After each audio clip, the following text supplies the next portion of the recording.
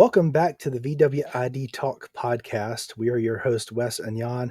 And this is special because we have now been doing this for just over a year, which is pretty exciting. This was Jan's idea, and I'm so glad and grateful that you asked me to do this. Uh, we want to take some time real quick to tell all you folks how much it means to us that you take the time to subscribe to this podcast, because we're just volunteers and doing this without sponsors, and it really helps fuel our passion to keep doing cool things to our cars, and hopefully helping you do cool things to your cars. Yeah, 100%. So please subscribe. We have another interesting topic for you. Okay. This is, I would call it like almost the final episode on tactile switches in the ID.4, Yeah. where Okay. we've retrofitted tactile switches from Skoda for the ID.4 headlights and ID.4 infotainment. So you have teased this before. We've seen a little Yep. pictures of what you've done, but so first we've done Jan came up with the idea that we might be able to replace the steering wheel buttons, and we were successfully able to do that.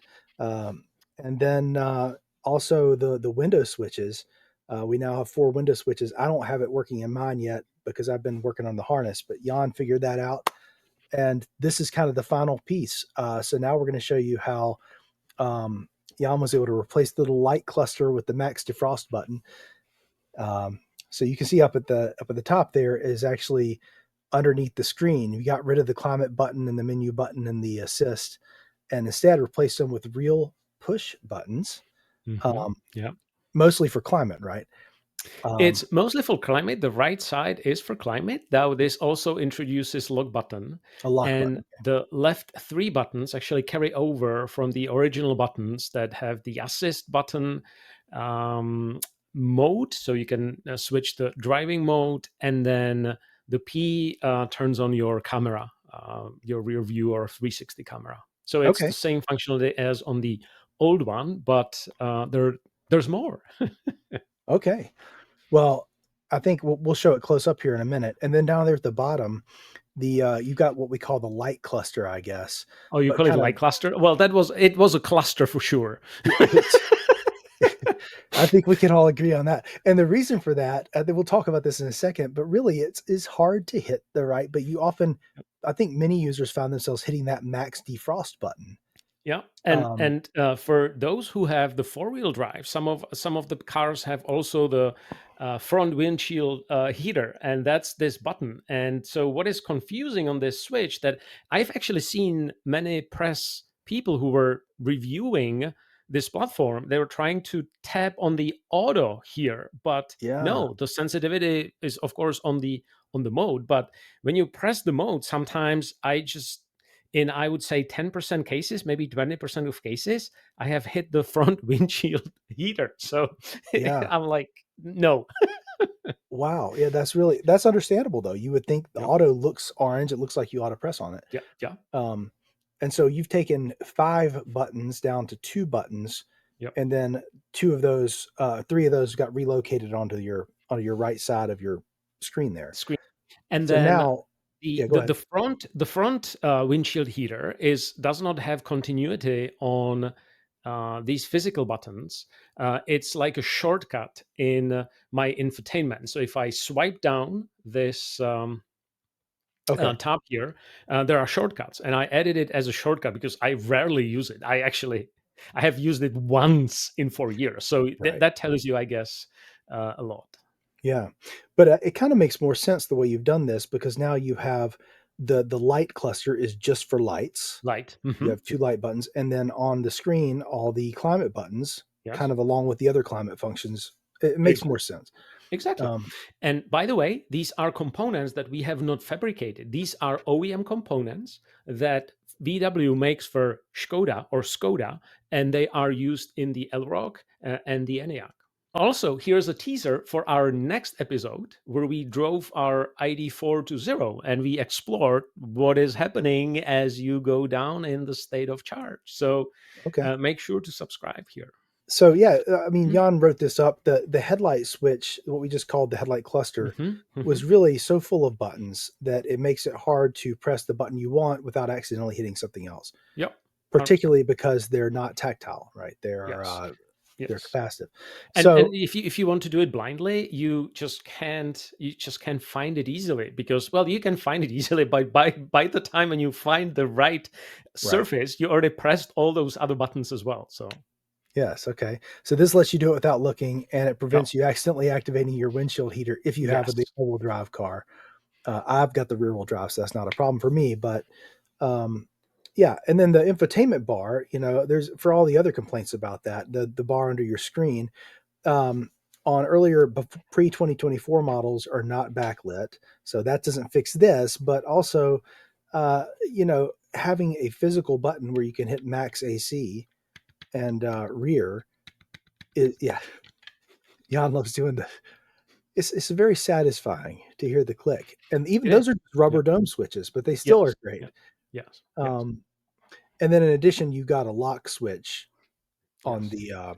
the side Yeah. there that's Yeah. tactile. Yeah. Yeah. Okay. Which is right here, and Yep. it's lit in orange if the car is locked. So you see if the car is locked.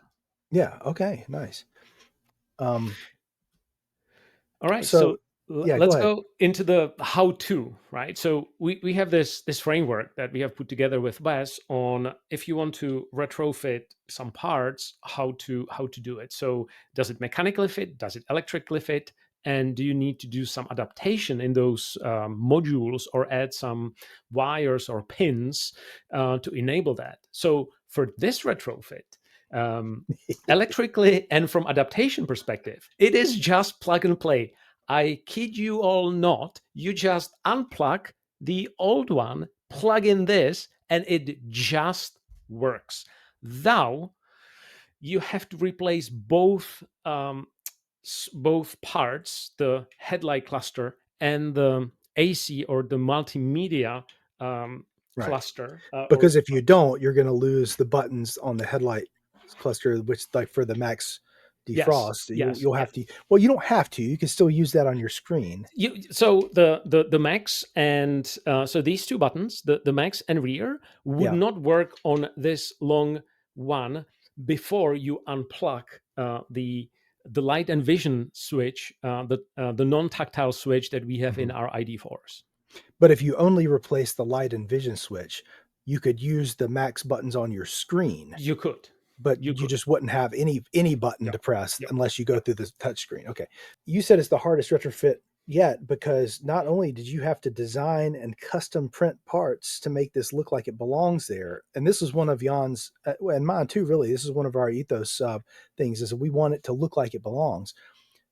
Not only did you have to design parts, you also had to cut parts of your your dash. Yes, and we have a photo for that. Yeah. So it's you cut parts that even if you would return the original parts, they will cover that opening. So you don't just cut your branch under Yeah. yourself, to say.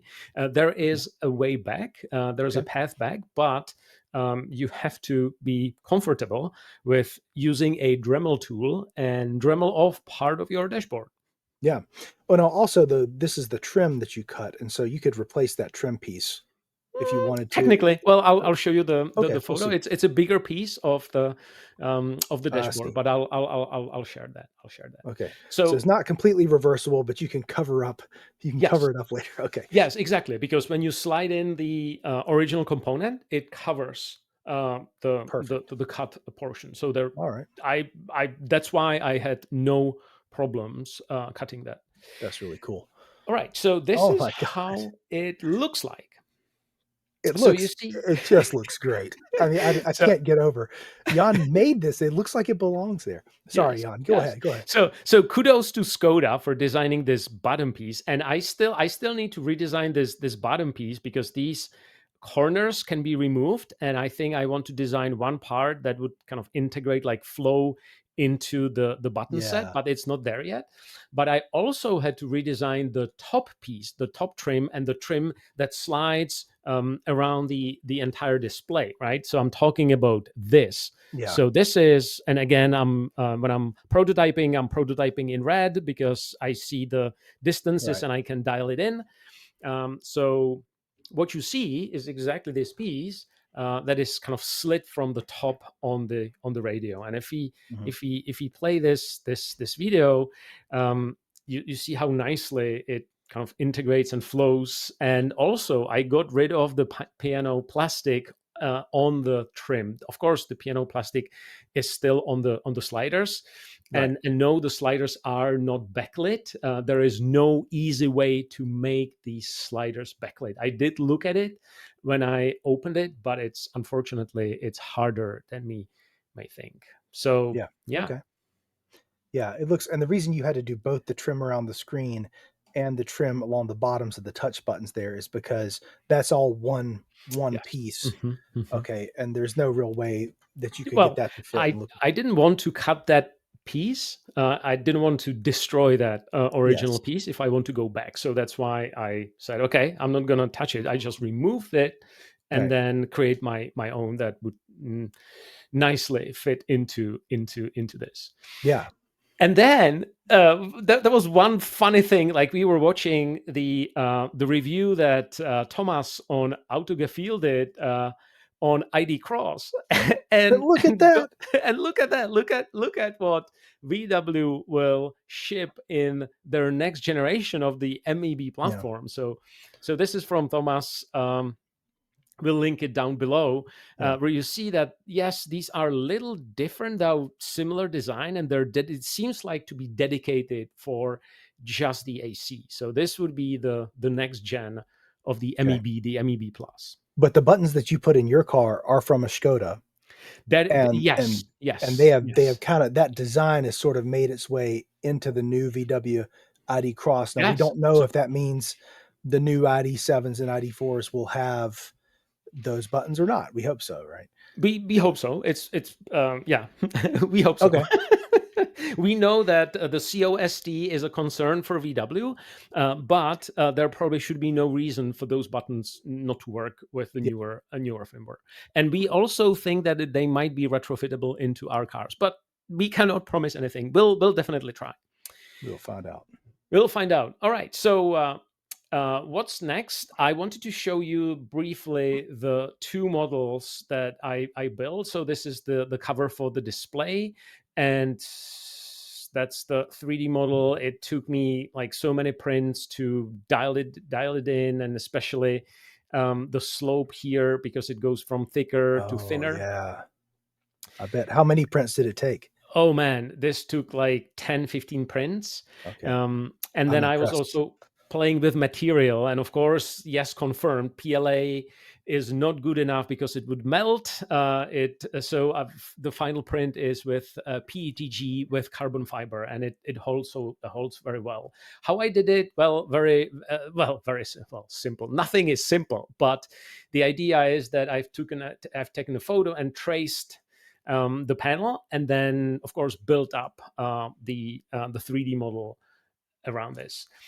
And so that's for the display, the similar way for the lower button set. And for the headlight switch, it was something very similar. This is something that drops into the opening from the old light cluster, and the new buttons just plug in here. I was playing with some different frames, but I just not use this frame, so it's just uh, I see. this one directly. So Now on the light cluster, the actual part comes with three buttons, and you removed the one correct. that was not Yes. functional. Was Yes, there not room for it? it's the fog light. Yes. So there is no room because you see like there's literally like no space for a third button. I see. Plus that third button is a fog light, which is not implemented in the US. And of course, I was doing some debugging, so I had some so much fun. I was just like looking at what's happening on the LIN bus, and just Yeah. just to have fun. So This is this is not as scary as it looks, by the way. This is yeah, two screws, and it slides yes, right out. exactly. Um, There are two screws from here on the top, like literally go into these brackets, right? mhm. And then it slides out exactly. Yeah. Okay. Yeah, so that was fun. And then this is the piece that I had to trim out for the buttons to slide into. So I could have chosen for the buttons to come even more forward, Okay. So it's possible to do this without doing the trim, but I felt like design wise, it's much nicer if it like really flows off of the touch surface area. I agree. Yeah. So I trimmed it, and there it is. It's done. So Okay. And so the Kapton tape, the painter's tape there is really just to keep you from skidding and cutting yes, parts of the yes, other parts of the yes. data. Okay. Exactly. That tape gets, of course, removed, and as you said, that it's there to protect that area during the Dremel tool work. But I see what you mean because you can sort of see the steel rails at the top left and right of your terrycloth towel there. That's where Yeah. the screen is held in Yes. place. Uh huh. And so you're not cutting any structural No. components. No. No. And the bottom part you cut out is completely, you're cutting out the part that, yeah, that part that's not covered is completely covered by the screen once you reinstall it. 100%. So 100%. yeah, I love it. It's really great. 100%. Yep. Um, Yep. So two outcomes: tactile switches for multimedia and headlights are possible. This is, of course, validated on the ID.Software 3, the so-called old infotainment. So see, the old people get some cool stuff. But we also played. Wes got the new infotainment screen for his car, and it seems like there's no implementation of the LIN bus. But we need to go a little deeper into that. So today we cannot confirm that it's possible to retrofit for the ID.Software 4 or 5 or right. later. Yeah. So we can hopefully find somebody, another brave soul that has those softwares and try it. But for right now, we don't know that it works. But this looks really great. It's funny. It looks like it belongs there. But that's the whole point. And well done, sir. Thank you, So sir. Thank you, everyone, for subscribing, and we'll catch you on the next episode. Thank you. yep. Bye.